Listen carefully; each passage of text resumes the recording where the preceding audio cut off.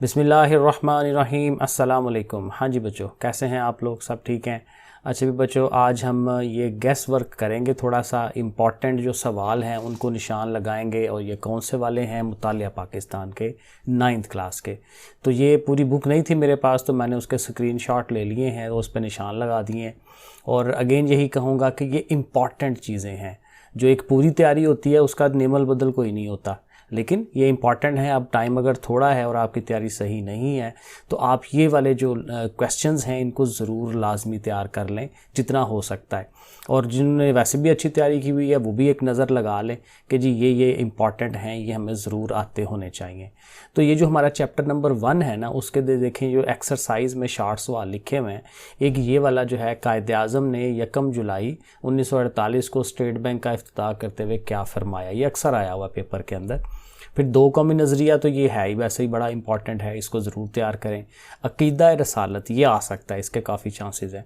और फिर ये जो शार्ट सवाल है कि हिंदुस्तान में ईस्ट इंडिया कंपनी कायम करने का मकसद क्या था। तो ये 4 शार्ट सवाल आपने लाजमी तैयार करने हैं। अब ये जो लॉन्ग क्वेश्चन है, लॉन्ग क्वेश्चन में ये 2 लॉन्ग काफ़ी इंपॉर्टेंट बनते हैं। अल्लामा इकबाल के इरशादात की रोशनी में नज़रिया पाकिस्तान और फिर कायद-ए-आज़म के इरशादात की रोशनी में नज़रिया पाकिस्तान, ये काफ़ी इंपॉर्टेंट है। ठीक है, इनको आपने काफ़ी ज़्यादा इसको जो है वो तैयार कर लेना है। नेक्स्ट जो है अगले पेज पे चलते हैं। ये चैप्टर 2 के शार्ट क्वेश्चंस हैं। उसमें देखें ये वाला जो है, तहरीक अलीगढ़ का बुनियादी मकसद वो लिखें।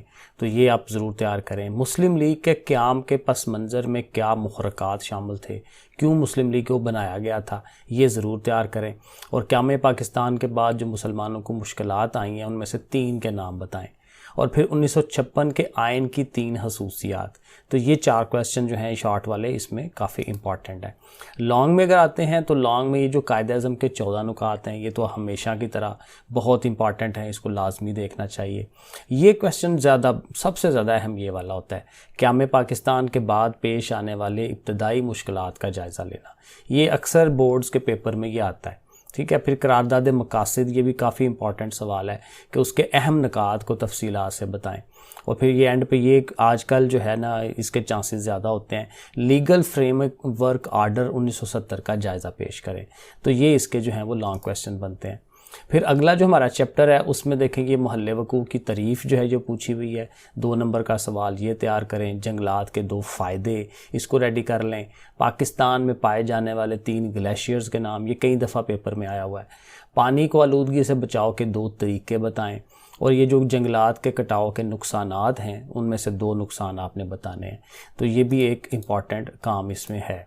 और इसमें अगर आप लॉन्ग में आएँ तो लॉन्ग में ये 3 सवाल, ये 2 सवाल ज़्यादा इंपॉर्टेंट है। आलूदगी से क्या मुराद है और किस तरह हमारे माहौल को आलूदा करती है, ये इंपॉर्टेंट है। और उससे इंपॉर्टेंट भी ये वाला है कि पाकिस्तान में जंगलात की इकसाम, अहमियत और तहफ़्फ़ुज़। और इसके साथ अगर आप ये तीसरा करना चाहें, पाकिस्तान के तबई हदोहाल, इनको ज़रा एक दफ़ा देख लें, नज़र मार लें, इनको समझ लें। और लास्ट पे जो हमारा चैप्टर है ख़वातीन के मुतल्लिक, उसमें ये 4 शार्ट सवाल जो है ना ये अहम है। कुरान मजीद की आयत की रोशनी में ख़वातीन के हकूक़, नबी करीम सल्लल्लाहु अलैहि वसल्लम की एक हदीस की रोशनी में ख़वातीन के हकूक़, इन दोनों को तो लाजमी करें ना, कोई एक ज़रूर आ जाएगा। ख़वातीन पर तशद्दुद की तारीफ़ जो है ये क्या होती है, और पंजाब में लड़के और लड़की की शादी की कानूनी उम्र कितनी है, ये आपने लिखना है। और फिर लॉन्ग जो है अगर आप देखना चाहें तो एक तो ये लॉन्ग ज़्यादा इंपॉर्टेंट है कि पाकिस्तान की तरक्की में ख़वातीन के किरदार पर बहस करें। और एक ये जो पहला सवाल है कि कुरान सुन्नत की रोशनी में इस्लाम में औरतों के हकूक़ जो बयान किए गए हैं वो बताएं। ठीक है जी। तो ये है जी पूरी बुक के निशानात जो हमने लगा लिए, इनको ज़रा गौर से देख लें। कल का दिन है आपके पास, तैयारी शारी करें और गो थ्रू करें, चीज़ों को समझें। और हाँ, एक जो MCQs हैं, एक्सरसाइज के MCQs को लाजमी टिक लगा लें और उनको जो है वो अच्छी तरह से तैयार कर लें, ये काफ़ी चांसेस होते हैं।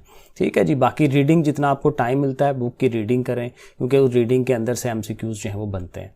ठीक है जी बच्चों, फिर ओके, अल्लाह हाफिज़।